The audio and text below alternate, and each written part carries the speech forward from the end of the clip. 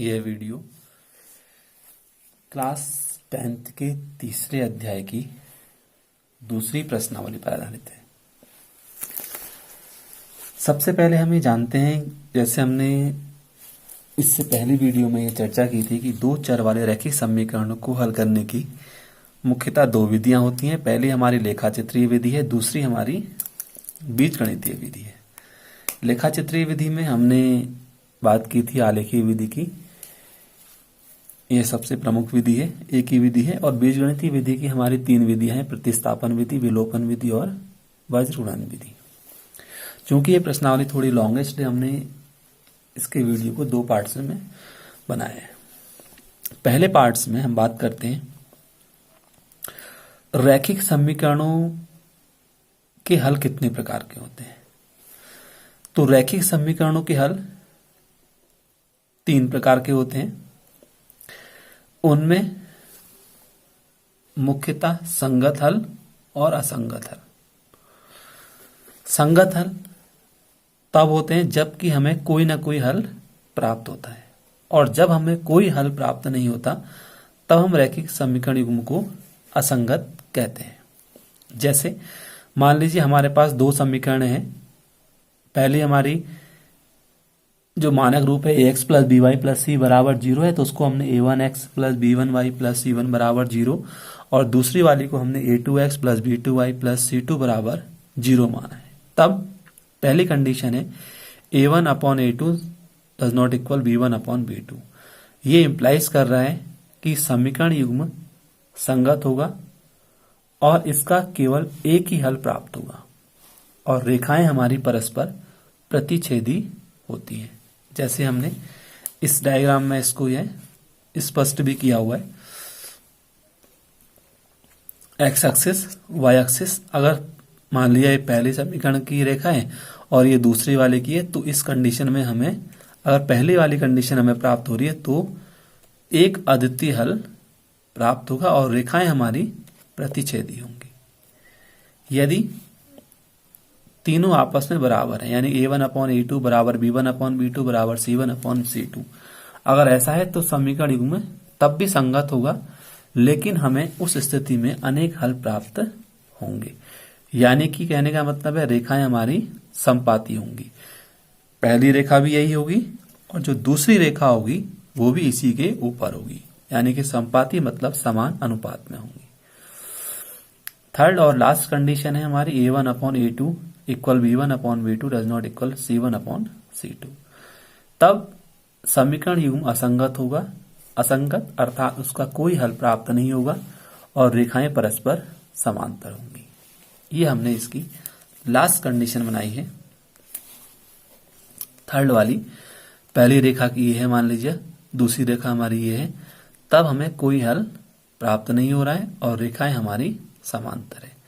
यानी कि पहले की दो कंडीशनें हमारी संगत हल की हैं, लास्ट कंडीशन हमारी असंगत हल की है। पहली कंडीशन में हमें एक हल प्राप्त हो रहा है, दूसरी कंडीशन में हमें अनेक हल प्राप्त हो रहा है, तीसरी कंडीशन में हमें कोई हल प्राप्त नहीं हो रहा है। इसमें प्रतिच्छेदी रेखाएं प्राप्त हो रही हैं, इसमें रेखाएं समपाती हैं और इसमें रेखाएं दोनों समांतर है। आइए स्टार्ट करते हैं इसकी दूसरी प्रश्नावली। जैसे पहला प्रश्न है इसका, पहले खंड में, पहले प्रश्न के दो खंड हैं। कह रहा है कक्षा 10 के 10 विद्यार्थियों ने गणित की पहली प्रतियोगिता में भाग लिया। यदि लड़कियों की संख्या लड़कों की संख्या से 4 अधिक हो तो प्रतियोगिता में भाग लेने वाले लड़कों और लड़कियों की अलग अलग संख्या बताइए। और हमने हमसे इसमें कह रहा है ग्राफीय विधि से हमने इसको हल करना है। जो हमारी फर्स्ट विधि है ग्राफीय विधि, यानी कि हमारी लेखाचित्रीय विधि, उससे ही हमने इसको हल करना है। इसको आलेख विधि भी बोलते हैं, ग्राफीय विधि भी बोलते हैं। माना हमने लड़कियों की संख्या x है, लड़कों की संख्या y है। तब चूंकि कक्षा में कुल विद्यार्थी कक्षा 10 के 10 विद्यार्थी हैं, तो यानी कि लड़कों प्लस लड़कियों की संख्या बराबर 10। समीकरण नंबर 1। प्रश्नानुसार लड़कियों की संख्या, हमसे कह रहा है लड़कियों की संख्या लड़कों की संख्या से 4 अधिक है। तब जो हमारे पास कंडीशन आएगी वो आएगी x बराबर y प्लस 4, यानी लड़कियों की संख्या बराबर लड़कों की संख्या प्लस 4। अब यहां से हमें दो समीकरणें प्राप्त हो गई, पहली ये, दूसरी ये हमारे बीजगणितीय रूप हो गए। अब हमने क्या करना है, इन समीकरणों का पहली समीकरण के लिए हल प्राप्त करने हैं और दूसरे समीकरण के लिए हल प्राप्त करने हैं, और दोनों को फिर हमने एक आलेख पर दर्शा देना है। तो सबसे पहले हमने, जैसे हमने पहले ही पढ़ा था कि दो चर वाले रैखिक समीकरणों के अपरिमित रूप से अनेक हल होते हैं। तो समीकरण 1 के लिए सबसे पहले हमने यदि x बराबर 0 लगा दिया तो y का मान हमें 10 प्राप्त हो जाएगा। अगर y का 0 लगाएंगे तो x का 10 प्राप्त हो जाएगा। इसी प्रकार से अगर x का मान 5 लगाएंगे तो y का मान 5, या x का मान अगर 6 लगाएंगे तो 4 लगाएंगे तो y का मान 6। ऐसे ही हमने 4 हल प्राप्त कर लिए। न्यूनतम 2 हल अवश्य प्राप्त करने हैं। फिर हमने समीकरण नंबर 2 के लिए यदि y बराबर 0 होगा तब x का मान 4 लगाएंगे, 4 प्राप्त होगा। और इसी प्रकार से हमने 3 हल ये प्राप्त कर लिए। ये पहली समीकरण के लिए तालिका है और ये हमारी दूसरी समीकरण के लिए तालिका है। उसके बाद दो रेखाएं खींचेंगे, x एक्सिस x डैश और y डैश। इनका प्रतिच्छेदन बिंदु हमारा O होगा। ओरिजिन है हमारा ये। बराबर बराबर दूरी पर हमने बाएं तरफ और दाएं तरफ, ऊपर और नीचे 1 2 3 4 1 सेंटीमीटर के अंतर से इनको अंक दे दिए, 1 से 10 तक, 1 से लेकर के 10 तक। और चूंकि निगेटिव हमने कम मान लिए तो उसको हमने कम में लिया है। सबसे पहले हमने दर्शाया x प्लस वाई बराबर 10। ये रेखा है हमारी x प्लस वाई बराबर 10 के लिए। तो अगर हमने सारे पॉइंट दर्शाए, ये वाला पॉइंट हमारा 10,0 है, फिर ये वाला पॉइंट 4,6, 5,5, 6,4 और ये वाला पॉइंट है हमारा 7,3। यानी कि अगर हम x का मान 7 लगाएंगे तब हमें y का मान 3 प्राप्त होगा। इसी प्रकार से हमने दूसरी समीकरण खींची, दूसरी जो समीकरण है उसके लिए रेखा खींची। अगर हमारा x का मान लीजिए 0 है तब y का मान -4 आएगा। यदि y का मान 0 है तब x का मान 4 आएगा। तो इसके लिए भी हमने 3 हल प्राप्त कर ली और रेखा हमने खींच दी। जहां पर ये दोनों रेखाएं आपस में प्रतिच्छेद करेंगी वही हमारा इसका हल होगा। यानी कि हम ये देख रहे हैं कि दोनों रेखाएं हमारी x बराबर 7 और y बराबर 3 पर प्रतिच्छेद कर रही हैं। तो इसका हल होगा 7,3। तो ये इंप्लाइज कर रहा है लड़कियों की संख्या बराबर 7, लड़कों की संख्या बराबर 3। चूंकि हमने लड़कियों की संख्या को x माना है इसलिए उनकी संख्या 7 और लड़कों की संख्या आ जाएगी हमारी 3, y के बराबर है। पहले हम x की वैल्यूज को लेंगे, उसके बाद y की वैल्यूज को लेंगे। क्वेश्चन नंबर 2, उनको सेम वही कंडीशन है। कह रहे हैं हमसे 5 पेंसिल 7 कलमों का मूल्य 50 रुपए है। तो मान लिया हमने एक पेंसिल का मूल्य x रुपए है और एक कलम का मूल्य y रुपए है। तो 5 पेंसिल और 7 कलम का मूल्य 50 और 7 पेंसिल और 5 कलम का मूल्य 46 रुपए है। दो समीकरण हमें प्राप्त हो गई। यहां से हमने समीकरण 1 के लिए 3 हल प्राप्त कर लिए और समीकरण 2 के लिए भी तालिका बनाई हमने। समीकरण 1 की तालिका है हमारी, ये समीकरण नंबर 2 की तालिका है।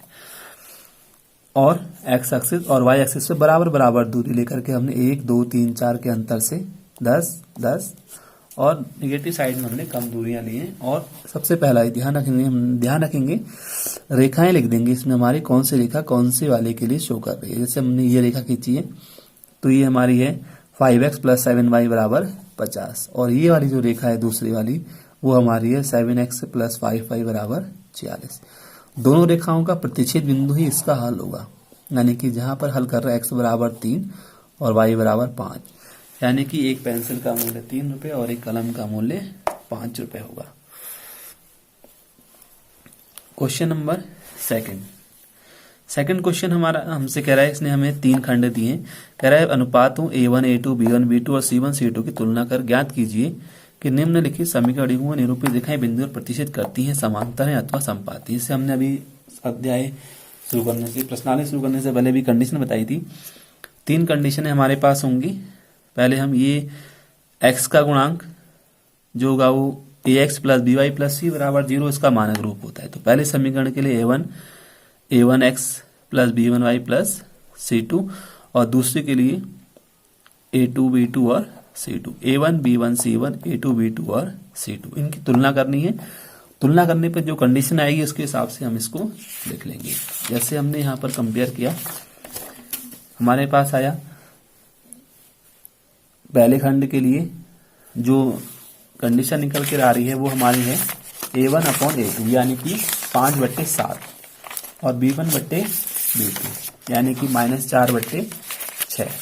तो जब हम इन दोनों समीकरणों को हल करें, दोनों का हमने रेशियो निकाला, जो अनुपात आया वो हमारे पास आया 5/7 -4/6 -4/6 को -2/3 और C1/C2 आ गया 8/-9। तो हमने यहां पर यह देखा कि a1/a2 does not equal b1 upon b2 है। इसका मतलब समीकरण युग्म द्वारा निरूपित रेखाएं एक बिंदु पर प्रतिच्छेद करती है, यानी कि पहली वाली कंडीशन है हमारी। इसी प्रकार से हमने दूसरे की तुलना की और हमने देखा कि तीनों बराबर हैं, a1 अपॉन a2 बराबर b1 अपॉन b2 बराबर c1 अपॉन c2, इसलिए समीकरण युग्म से निरूपित रेखाएं समपाती होंगी, यानी कि हमें अनेक हल प्राप्त होंगे। इसमें अद्वितीय हल प्राप्त होगा, दोनों हमारे संगत हल हैं। थर्ड में हमने फिर वही a1 upon a2 b1 upon b2 c1 upon c2 निकाला और हमने देखा a1 upon a2 equal b1 upon b2 does not equal c1 upon c2। इसका मतलब कि समीकरण युग्म द्वारा निरूपित रेखाएं हमारी समांतर है। ये हमारी पहली कंडीशन है, ये हमारी दूसरी कंडीशन आई दूसरे खंड के लिए, और तीसरे खंड के लिए हमारी तीसरी वाली कंडीशन आई है जो हमने शुरुआत में समझाई थी। क्वेश्चन नंबर थर्ड भी हमारा सेम है। इसमें हमसे कह रहा है कि तुलना कीजिए निम्नलिखित समीकरणों संगत है या असंगत। केवल हमने ये बताना है संगत है या असंगत है। संगत तब होंगे पहली और दूसरी कंडीशन में, और असंगत हमारे होंगे लास्ट वाली कंडीशन के लिए। लास्ट कंडीशन में हमें कोई हल प्राप्त नहीं होगा। तो वही a1 अपॉन a2 रेशियो निकालेंगे, b1 अपॉन b2 निकालेंगे, जहां पर जो कंडीशन होगी वहां पर उसके हिसाब से लिख देंगे। पहली कंडीशन हमारी संगत की है, दूसरी संगत की है, तीसरी असंगत की है। ये हमने इसमें ध्यान रखना है। तो इस दोनों प्रश्नों में हमने दूसरे और तीसरे में केवल यही करना है। दूसरे में हमारे केवल 3 खंड थे, तीसरे में हमारे टोटल 5 खंड है। तो पांचों खंडों को हमने यहाँ पर हल कर लिया है और इसकी कंडीशन हमने समझा दी है। इसके आगे नेक्स्ट क्वेश्चनों को हम इसकी अगली वीडियो में कंटिन्यू करेंगे।